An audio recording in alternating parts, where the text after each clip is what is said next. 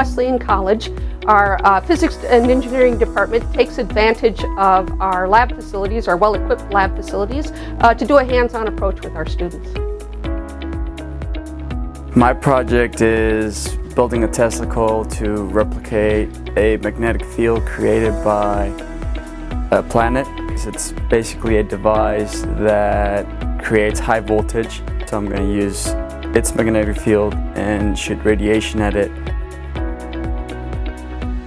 Physics students graduate, they often pursue graduate degrees, presently at Cornell, Vanderbilt, WVU, Marshall, and the Medical University of South Carolina.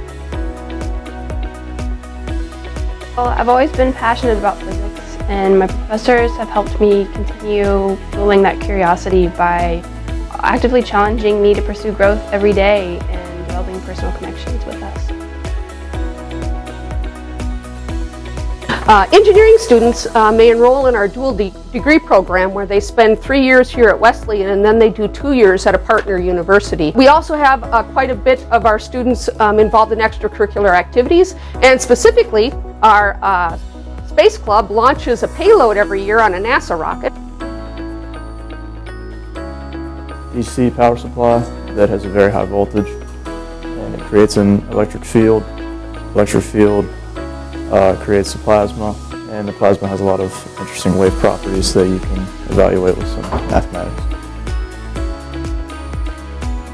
Our graduate, Chris Kuhl, was Chief Engineer of Entry for NASA's Mars landing in 2021.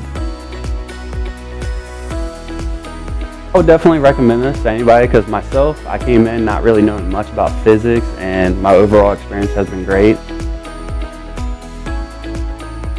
We welcome students to come in to discuss assignments or career options, and sometimes a graduate comes in with an update on their success in graduate school and a fulfilling career. This really puts a smile on my face.